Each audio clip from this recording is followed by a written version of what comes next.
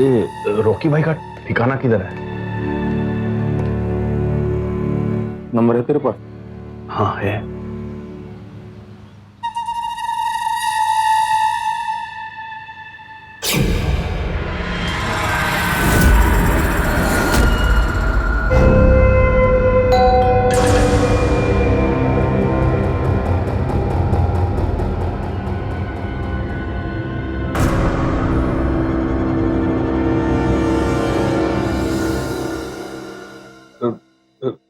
Rocky?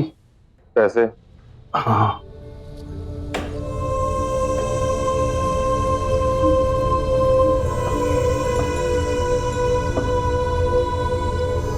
Rocky, मेरा भारी वाला माल कहाँ है? राजू,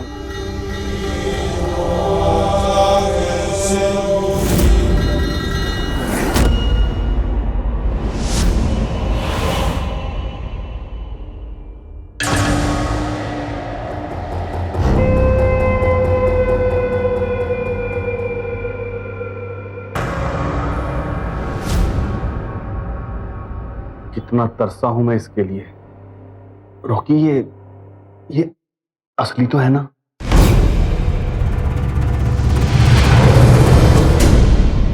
रॉकी कभी गलत धंधा नहीं करता। ले, तसल्ली कर लो और निकल जा।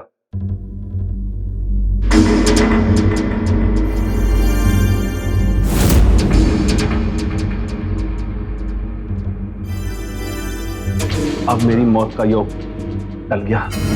चल कट ले।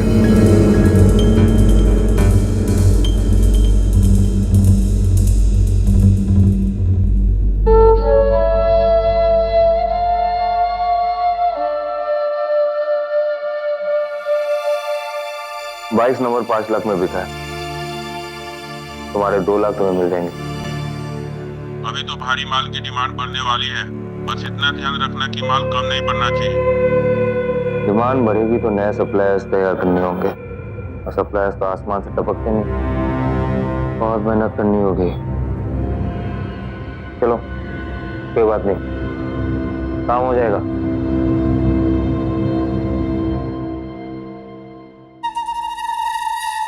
दो आदमी है मेरे पास, वो तो बोल दूं?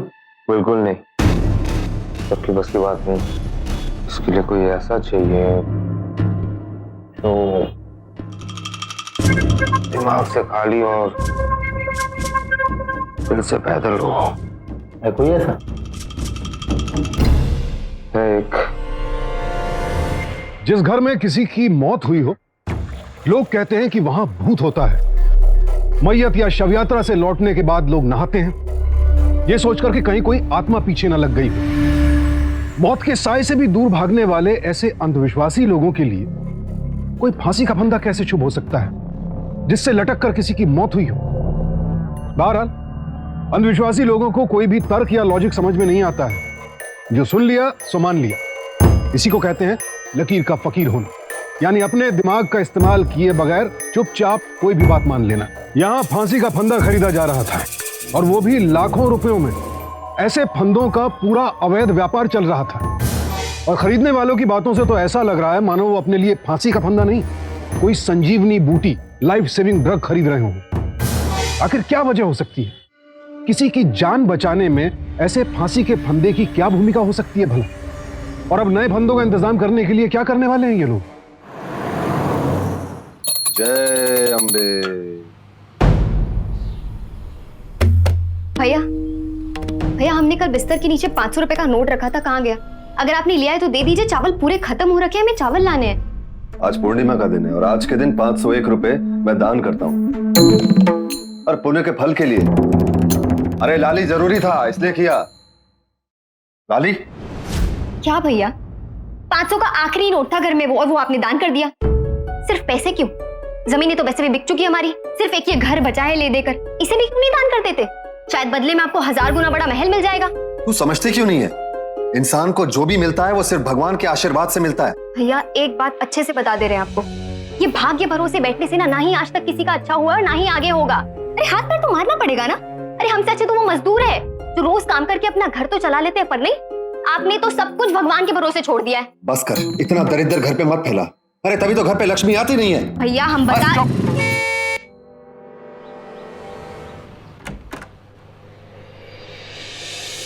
हाँ जी, कौन है आप? पहचाना? नहीं। कौन?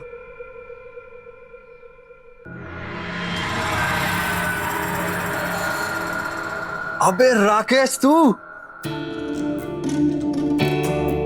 साला, इतने सालों बाद। अरे हमको लगा तुम कहीं मर मरा गए हो यार। और जानते हो, मरते मरते भी तुम्हारे माँ बाप की जुबान पर खाली तुम्हारा ही नाम था, और तुम साला कहीं लौट कर वापिस ही नहीं आए।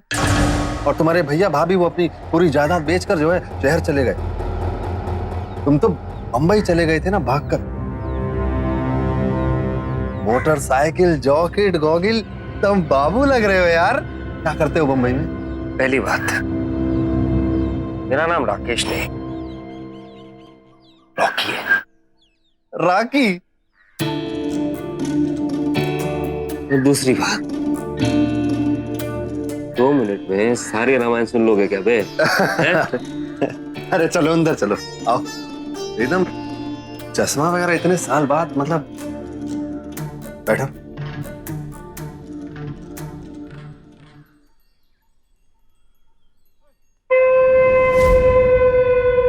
अरे लाली, ठंडा ठंडा पानी लेके। नहीं नहीं, शरबत लेके आया मेरे दोस्त के लिए। देख, जिगरी आया मेरा। कौन है? तुम पहचाने नहीं इसको? अरे लाली, मेरी छोटी बहन। माँ और बाबूजी के देहांत के बाद अब हम दोनों ही साथ रहते हैं। ये लाली है? हाँ। बचपन में जब देखा था कितनी सी थी, बात बात पे रोती थी। अरे तू वहां खड़ी होके क्या करी? यहाँ ना, मेरे दोस्त का आशीर्वाद ले। अरे ये भी बिल्कुल मेरे भाई जैसा एकदम। जल्दी आ। अरे नहीं नहीं नहीं नहीं, I'm Rakesh, you can call me Rocky. गांव के धकोसले वैसे मुझे ज्यादा पसंद नहीं है। शहर में सब दोस्त होते हैं, so we can be friends।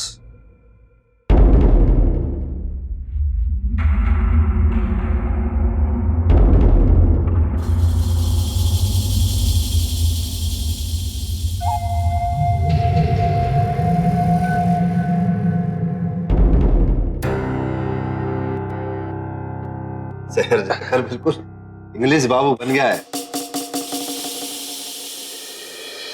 गांव के चलन के हिसाब से बड़ों के आशीर्वाद। माफ कीजिएगा पर मैं ये नहीं ले सकती। अरे हमारे दोस्त की तरफ से आशीर्वाद है, मना नहीं करते उसको। ले लो, कोई नहीं। लेकिन भैया ये सब आशीर्वाद है, ले लो। अरे शर्मा आ रही है, ऐसा लाओ हम दे देते हैं। कुछ खाने पीने की जरूरत के सामान ले आ जल्दी से। बहुत भूख लग रही, बहुत दूर से आया। जा।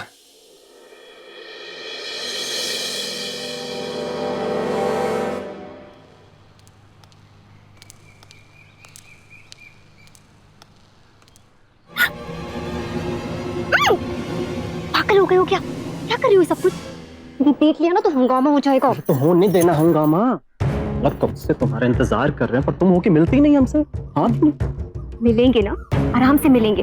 अभी हमें घर जाना है, जल्दी राशन लेना है, मेहमान आया है। कौन मेहमान? बाय द वे, खाना बहुत स्वाद बना, इट्स डिलीशियस, बिल्कुल आपकी तरह।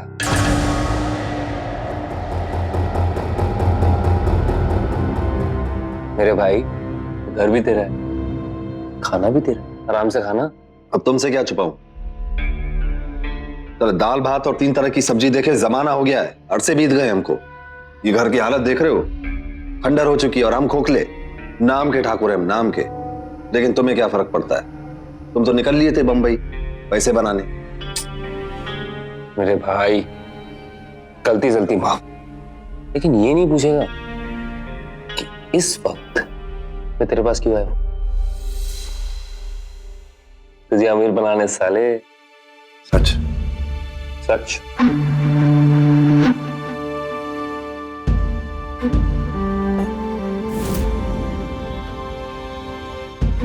रख ले, घर चलाने में काम आएगा।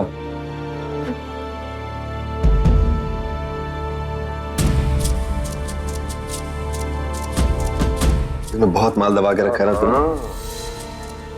बहुत उतावला हो रहा है तू। एक बार खोल के दिखा दे।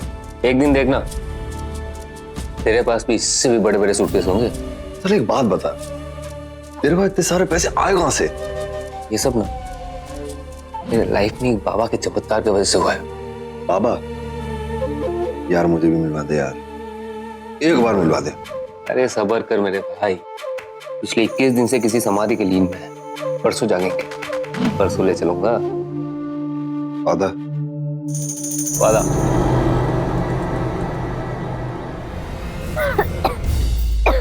पगला गए हो का? दूर हटो हमसे। हाँ, पगला गए हैं हम।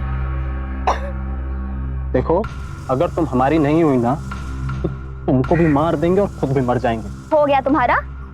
बताओगे अब हुआ क्या है? तुम्हारे भैया का दोस्त क्या कर रहा है तुम्हारे घर पे? सब समझ रहे हैं हम।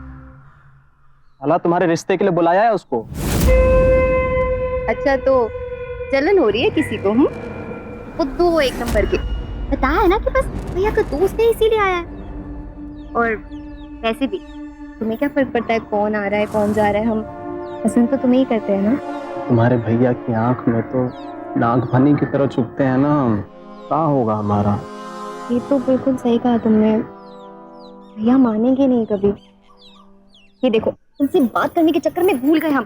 कह के निकले थे दूध लेकर आ रहे हैं, तो निकलते हैं हम। जिंदगी झंड हो रहा है साला, तुमको दूध का पड़ा है। तुम घड़ी बैठो तो हमारे पास, फिर देखेंगे क्या करना है तुम्हारे भैया को मनाने के। दोबारा से मार खाने का शौक हुआ है तुम्हें? सर हाथ लगा के दिखाया साला, गोली मार देंगे उसको।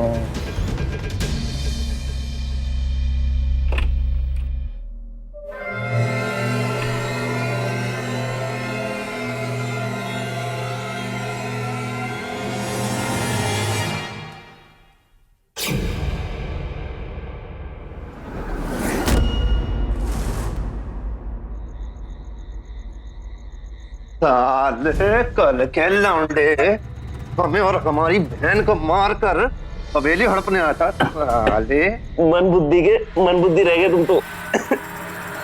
आता ना, तुम्हें ही करोड़पति बनाने आए। देखो, कल सुबह तक सबर कर सकते हो तो करो, वरना बंदा तुम्हारे पास है। सुबह तक? हाँ।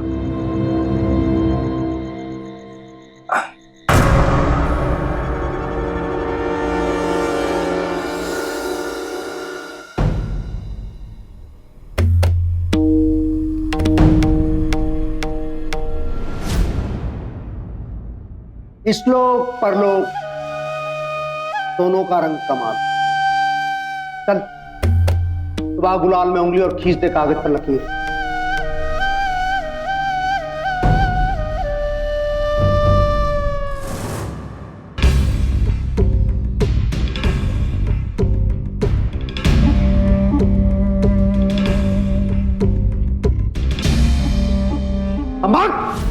पूरा नीचे मैं इससे बात कर रहा हूं ना, बात करने दे।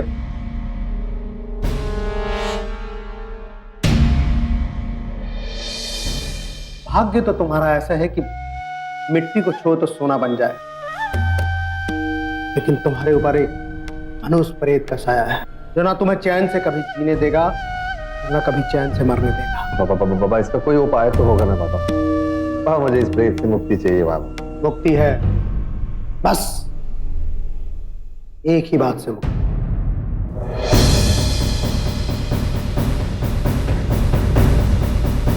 फांसी का फंदा।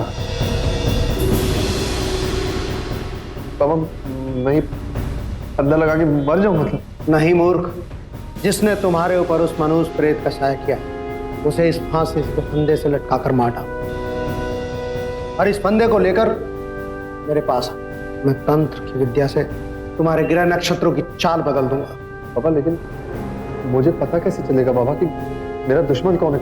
अगले 24 घंटे में जो बिना किसी बात से तुमसे दुश्मनी मोल ले, तुम्हारी हत्या करने की कोशिश करे, वही तुम्हारा असली दुश्मन है। उसे ही इस फंदे की जरूरत है।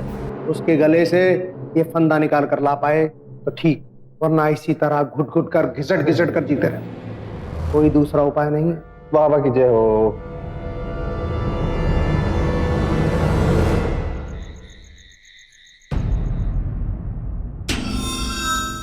ना भाई, ये हमसे नहीं हो पाएगा ना। भाई बात को समझ। अगर तेरे मन में बाबा की बातों को लेके जरा सा भी शक है ना, तो मुझे देख। क्या था मैं पहले? भिखारी। और आज देख कितना पैसा है मेरे पास। शहर में बंगला, गाड़ी, सब कुछ है। और ये सब इसीलिए हुआ क्योंकि मैंने बाबा की बात मानी। सोच, तेरी मनुष्यत उतर गई तो तू मिट्टू को भी सोना बना सकता है भाई। घर पे एक जवान बहन है, उसकी शादी करवानी है कि नहीं? और तू किसी का खून थोड़े ना करने जा रहा है। वही तेरे जीवन में आपत्ति लेके आ रहा है। तू अपने आप को उससे बचाने जा रहा है। वो ठीक है, लेकिन अभी तक पता नहीं चल पाया कि दुश्मन कौन है। उसका भी पता चल ही जाएगा।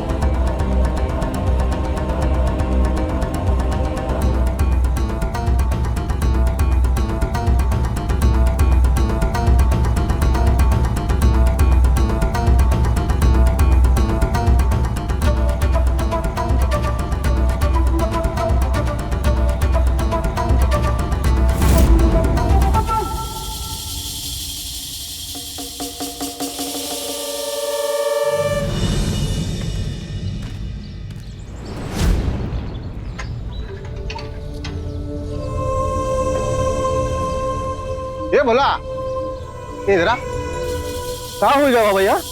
ये देख, है पता नहीं कौन किया है।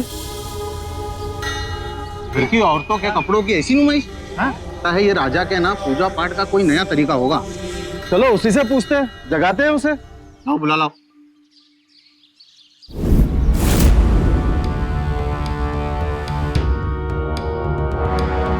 हाँ भैया, ये देवी की भक्ति का कौन नया स्टाइल है का? बकवास क्या कर रहा है? चलो अपने अपने घर, चलो यहाँ से, अपना काम करो।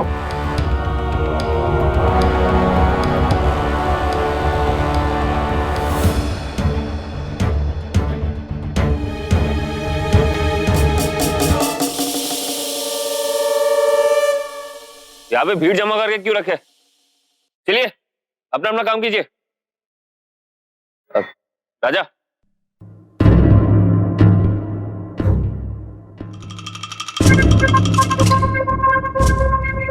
यार ये एक लेटर मिला है, उन्होंने लिखा है।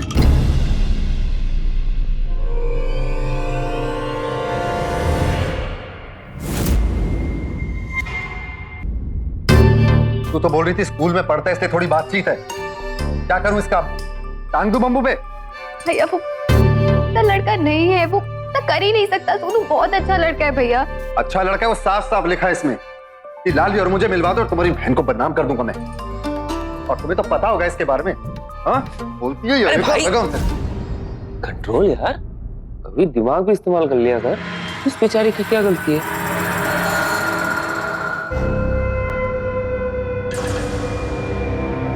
भगवान बहन है तेरी, हाथ मत उठाया कर।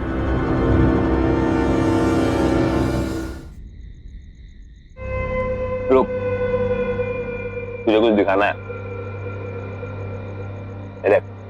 इस बार हाथ लगा के दिखाया वो, तो बंदूक निकाल करके ना गोली मार देंगे उनको।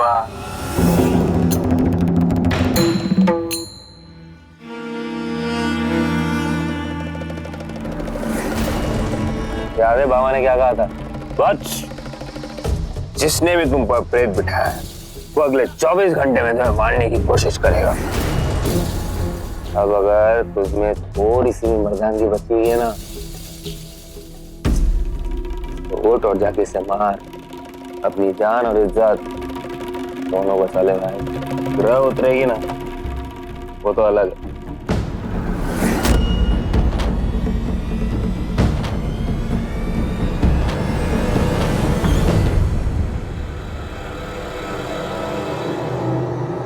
ना तू। कर देगा? कर लिया समाज। आको रे हम बता, तो यहीं से आता रोज रात को, काट डालूंगा देख। वो ये कह रहे? देख देख यही है। भैया आप? प्रणाम भैया। प्रणाम भैया जी। भैया सुने हम सब कुछ, भैया हम कुछ नहीं किए। हमारा यकीन मानिए, हमने कुछ नहीं किया है भैया। साले गुस्सा हो रहे हैं।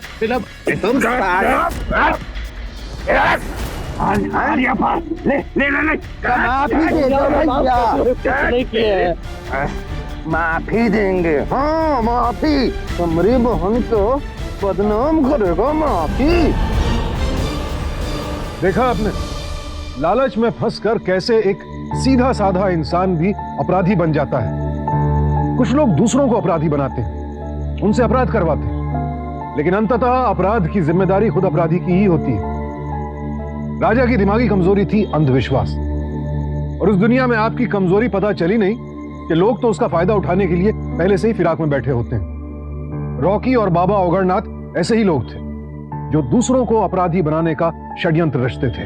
राजा ने एक बेहतर जिंदगी पाने के लिए यह सब किया, पर हम सब अच्छी तरह जानते हैं कि अपराध के रास्ते किसी को भी बेहतर जिंदगी नहीं मिल सकती। राजा ने खुद अपने पांव पर कुल्हाड़ी मार ली थी।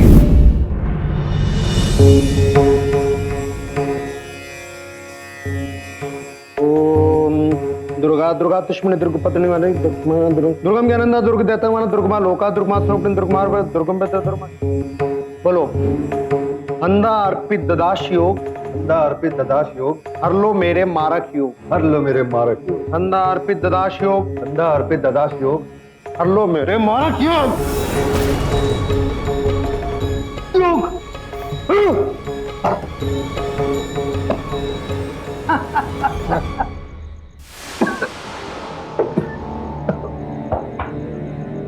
धारक के मारक का कष्ट युग।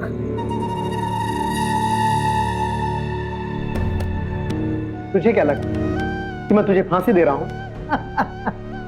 अरे पगले, मैं उस प्रेत को फांसी दे रहा था जो तुम्हारे ऊपर था। भाग गया डर के। आज से तेरा भाग्य खुल गया।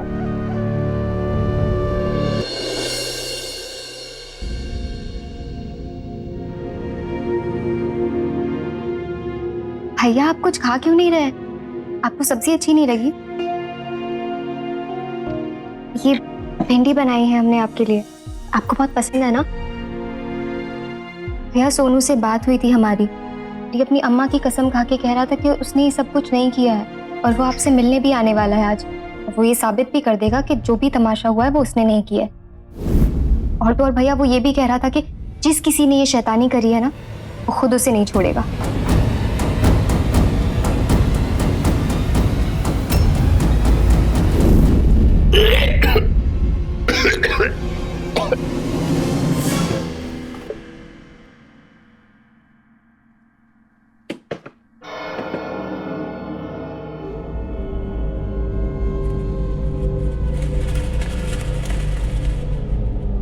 तबीयत ठीक हुई? रख ले, तेरा ही है। राजा बाबू, दोष टला नहीं कि कमाई चालू। ये किस बात के पैसे? ये जो काम तू करने जा रहा है उसके पैसे। क्या करना होगा मुझे? देख, तेरी तरह ऐसे दर्जनों लोग जिन पर ये काल दोष, तंत्र मंत्र, मनुष्यत का साया होता है, ये सब लोग बाबा के पास इलाज करवाने आते हैं। और बाबा को इनका काल योग या फिर कोई भी संकट मिटाने के लिए फांसी का फंदा चाहिए होता है। और ऐसे फांसी के फंदे मिलते किसके पास है? किसके पास? तो ऐसे फंदे खरीदने के लिए भक्त लाखों रुपए देने के तैयार हो जाते हैं। तो ऐसे एक फंदे के 3 लाख रुपए, मतलब महीने के 90, साल के 10 करोड़ से भी ज्यादा। अमीर बन गए तुम तो राजा बाबू।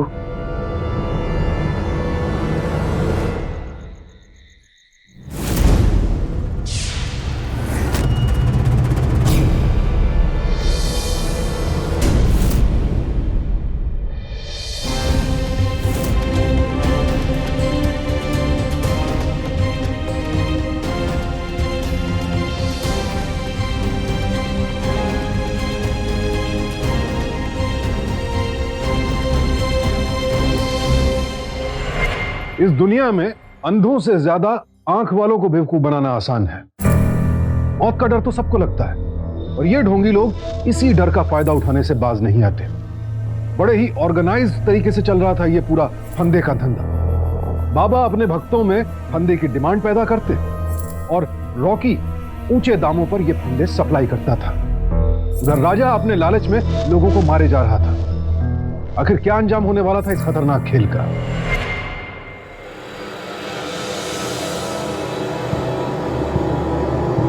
पंद्रह दिनों में 17 लाशें और भी मिल रही, जैसे कि ये लाश, यानी कि ये आदमी तो पिछले 2 हफ्तों से गायब था, उसकी लाश आज मिली है। हत्या का तरीका वही, बड़े ही रहस्यमय ढंग से हुई है इसकी मौत। आइए मैं लेके चलता हूँ उस माँ के पास जिसके जवान बेटे की मौत हुई है।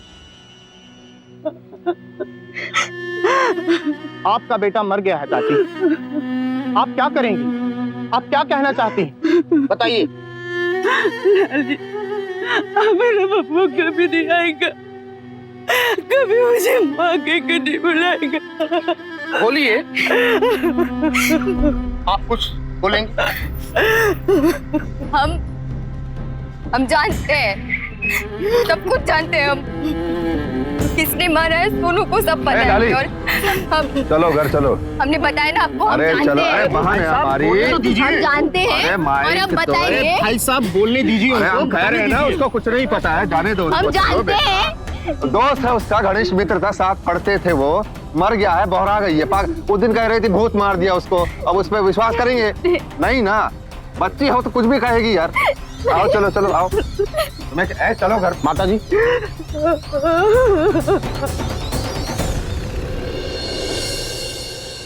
जिसने भी मारा है ना हमारे सोनू को, देख लेना तिल तिल करके मरेगा वो भी। पानी की बूंद तक नसीब नहीं होगी मरते वक्त, और दाने दाने को तरसेगा, मर क्यों नहीं जाता कहीं पर जाके, कीड़े पड़े उसे। अरे बस कर लाली, क्यों इतनी बकवास करे जा रही है? आपको क्यों मिर्ची लग रही है? आपको थोड़ी ना बोल रहे हैं। उसे बदवा दे रहे जिसने सोनू को मारा, और देख लेना हमारी बदवा जरूर लगेगी उसे।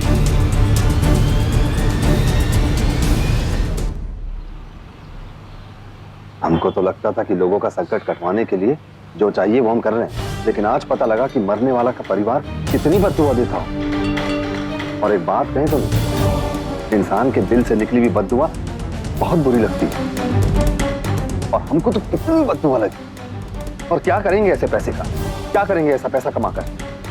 नहीं चाहिए ऐसा पैसा, तो ये फंदे का धंधा हमसे नहीं होगा। तुम जाओ अपने रास्ते, हम जा रहे हैं अपने रास्ते। देख यार, ये जो बद्दुआ पाप इन सब से जो तेरा डर है ना, सही है। काम करते, बाबा के पास चलते, वो ये बद्दुआ पाप ये सब उतारने का भी पूजा करवाते हैं।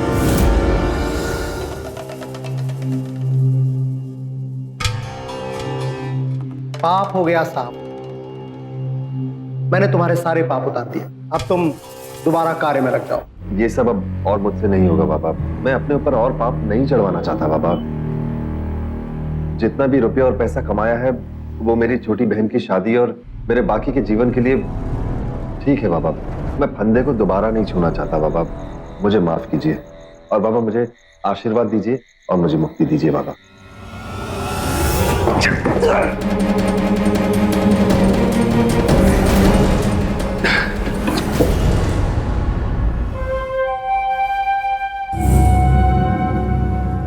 मेरे कमरे में ये सब क्यों किया?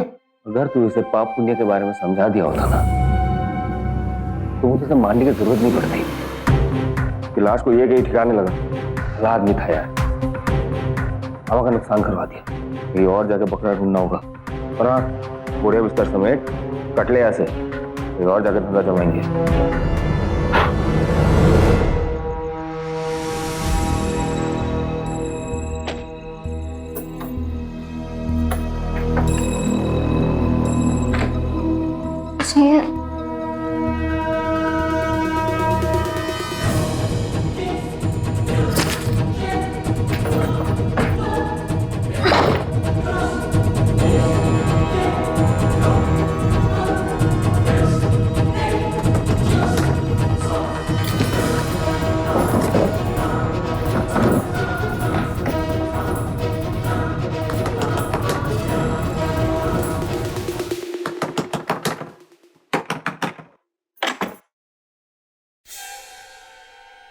भैया कहाँ है? भैया कहाँ है? मैं पूछ रही हूँ, तुम्हारे साथ गए थे ना? वो खाना लगा दे मेरा। हाँ वो आएंगे तब लगा दूंगी मैं, पर कहा ना खाना लगा। कहा जाती है? एक हाथ छोड़ मेरा, वरना चिल्लाऊंगी, समझा? छोड़। क्या कर रहे हो तुम? पागल हो? क्या कर रहे हो? छोड़ो छोड़ो, पागल हो गए हो तुम? छोड़ो, क्या कर रहे हो? देखो मैं चिल्लाऊंगी यार, छोड़ो सब। भैया का है? क्या कर रहे हो तुम? खोलो इसे। दरवाजा क्यों बंद कर रहे हो? देखो मैं तुम्हें छोड़ूंगी नहीं। देखना चाहती है ना किसने मारा तेरे सोनू को? हाँ देख।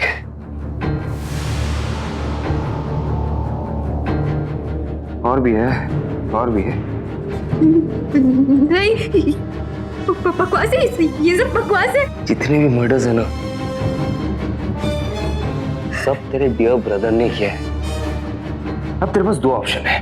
तू यहाँ से बाहर जाएगी, गांव वालों को चिल्ला चिल्ला के बोलेगी कि तेरे साथ क्या हुआ है। इसमें क्या होगा पता है? लोग तेरे भाई को दोषी मानेंगे और उसके साथ साथ तुझे भी। पता है क्यों? क्योंकि मैं उनको जाके ये कहूंगा कि तूने अपना भाई का साथ दिया है। और ये जितनी भी वीडियोस है ना, तूने बनाया है।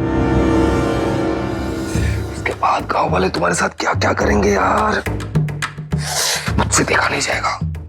दूसरा ऑप्शन, यार से साथ दे दे मेरी जान। बहुत हॉट है यार तू, इसे क्यों अपनी जिंदगी वेस्ट कर रही है? चल मेरे साथ, जन्नत दिखाऊंगा तुझे। तुम क्यों कर रहे हो ये सब?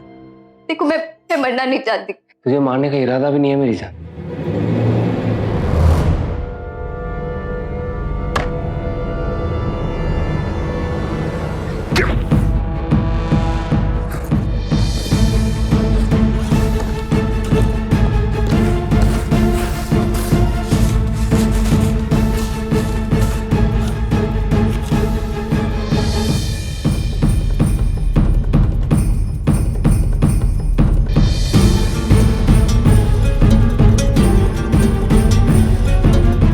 यहाँ मुन्नी बनता डाले।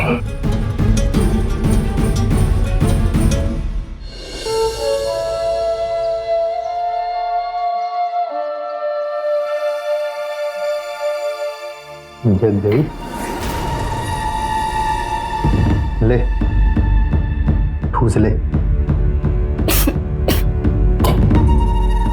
और जल्दी से तैयार हो जा। रॉकी बॉस ने बोला है कि जब तक मैं हूं ना तो मुझे एकदम टिप टॉप चाहिए। और हाँ, जो भी करना है ना इधर ही कर, मेरे सामने, क्योंकि मैं तेरे ये हाथ और पैर बोलने वाला नहीं। वैसे भी पता नहीं रॉकी भाई तेरे साथ क्या क्या करेंगे।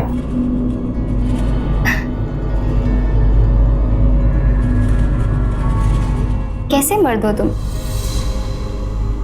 खाली कमरे में अकेली लड़की को बांध कर रखा है तुमने। फट्टू निकले तुम तो। फट्टू बोलती है, डरपोक बोलती है मुझे। हाँ, मेरे बोलने का मतलब है अगर तुमने मुझे खोल भी दिया तो मैं बेचारी लड़की कहाँ तुम्हें हरा कर भाग जाऊंगी, नहीं ना? हाँ, वैसे भी तू कर भी क्या सकती है मेरे सामने। भाई तो फिर क्यों बांध कर रखा है? खोल दो ना। हाँ खोल रहा हूँ, लेकिन मुंह बंद रख, नहीं एक दूंगा उल्टे हाथ का।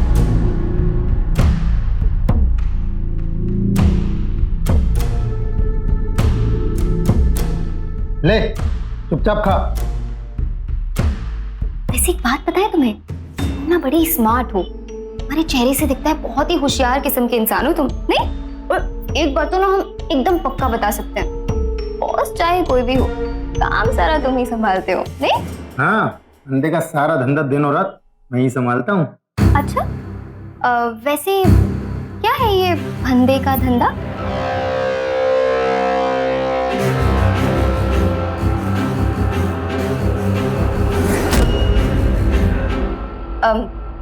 एक बात पता है तुम्हें, कल जब हमें यहाँ लाया जा रहा था ना तो तुम्हारा बॉस बात कर रहा था किसी से फोन पर, कह रहा था कोई राजू नाम का कोई बंदा है, दुकान पर काम करता है, नौकर है, अगला फंदा उसी का बेचना है। बहुत बोलने लगा है आजकल तो, बेचारा भी अगला उसका नंबर है। ऐसा बोला रॉकी भाई ने? फोन पे बोल रहा था किसी को। तू झूठ बोल रही है, ऐसा तो कोई भी नहीं है नौकर। उनका सारा धंधा मैं ही संभालता हूँ उनके साथ। हो मतलब राजू तुम हो? राजू मैं ही। नौकर बोला मेरे को, मेरे गले का फंदा। तू झूठ बोल रही है, सही बोल। नहीं नहीं, हम क्यों झूठ बोलेंगे? अभी हमने जितनी देर में बात की आपने हमें अपना नाम नहीं बताया, हमने पूछा भी नहीं और हम मिले भी नहीं ना आपसे पहले, तो हमने जो सुना वही बताया ना आपको।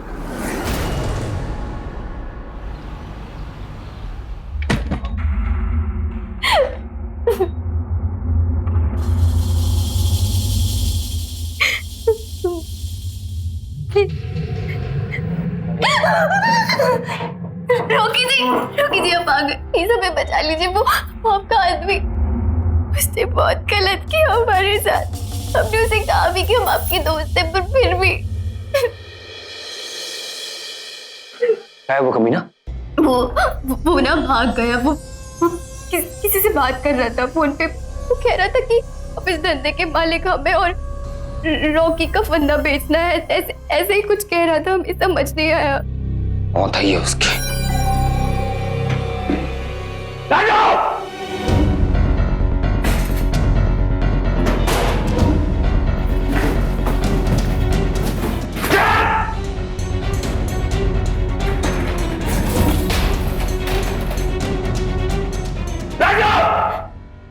बाहर निकल।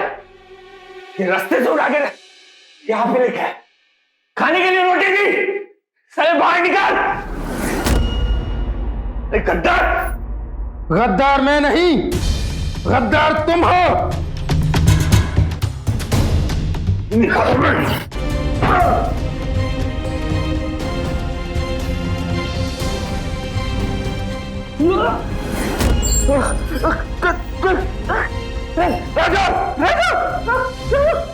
मुझे बेचेगा? मेरा फंदा बेचेगा? तेरे लिए 2 बार जान पर खेला था ये राजू, और तू उसका फंदा बेचेगा? अब मैं बेचूंगा तेरा फंदा। जा रहा हूं तेरा सारा पैसा लेकर। और हाँ, मैंने पुलिस को भी फोन कर दिया है, थोड़ी देर में आती होगी और तुझे मिलेगा फंदा, फांसी का, वो भी जेल में। साले गद्दार। गद्दार मेरे, गद्दार तू है। साला तुझ में राजू लड़की का मदद लेके मेरा पैसा हड़पने गया था। नीचे उतार मुझे, दिखा दो तुझे। राजू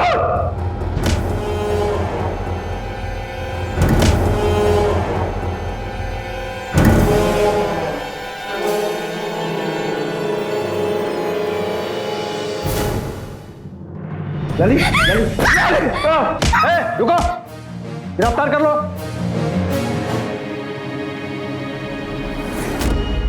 फंदे का धंधा करने वाले रॉकी उर्फ राकेश मिश्रा और बाबा उर्फ औगरनाथ शास्त्री आखिरकार खुद कानून के फंदे में फंस गए। अदालत ने रॉकी, बाबा औगरनाथ शास्त्री और रॉकी के सहयोगी राजू गुप्ता को कुल 42 मौतों का जिम्मेदार पाया। रॉकी और बाबा औगरनाथ को आईपीसी के सेक्शन 302 के तहत उम्र कैद की सजा सुनाई गई और राजू को 10 साल कैद। रॉकी और औगरनाथ ने सेशन कोर्ट के फैसले के खिलाफ हाई कोर्ट में अपील की, लेकिन हाई कोर्ट ने इनके अपराध को बेहद क्रूर और निर्मम मानते हुए इनकी अपील सिरे से खारिज कर दी। इस पूरे आपराधिक घटनाक्रम के लिए क्या सिर्फ उन लोगों को जिम्मेदार माना जाए जो इस धंधे में लगे हुए थे और फांसी के फंदे जुटाने के लिए हत्याएं कर और करवा रहे थे? क्या वो लोग भी उतने ही जिम्मेदार नहीं है जो इन फंदों को मुंह मांगे दामों पर खरीद रहे थे? अगर वो लोग ना खरीदते तो क्या ये लोग बेचते? किसी भी अपराध के लिए अपराधी और अपराध को बढ़ावा देने वाले लोग बराबर के जिम्मेदार होते हैं। ये सोच ही कितनी घटिया है कि फांसी के फंदे से किसी की उम्र बढ़ जाएगी। और यही नहीं, घोड़े की नाल से किस्मत चमक जाएगी, बिल्ली का नाखून शुभ होता है, नींबू मिर्ची से बला टल जाएगी, वगैरह वगैरह। सब बकवास है और ये छोटी बातें नहीं है। ऐसे छोटे छोटे अंधविश्वासों में फंसकर ही कब इंसान हत्या जैसा जुर्म कर बैठता है उसे खुद पता नहीं चलता है, और उसके लिए फिर वो खुद जिम्मेदार होता है। सजा भी उसी को मिलती है। अपना शुभ तो कर नहीं पाता, उल्टे अपराधी बन के अपनों के लिए शर्मिंदगी की वजह जरूर बन जाता है। अपने विवेक से काम लीजिए, क्योंकि अंधविश्वास और लालच तो वो दीमक है जो अच्छे से अच्छे इंसान की सोच को खोखला करके उसे अपराधी बना सकती है। समाज में घूम रहे अपराधियों को खदेड़ने से पहले हमें अपने अंदर बैठे इस अंधविश्वास को खदेड़ना होगा। डर कर नहीं, डट कर। सावधान इंडिया।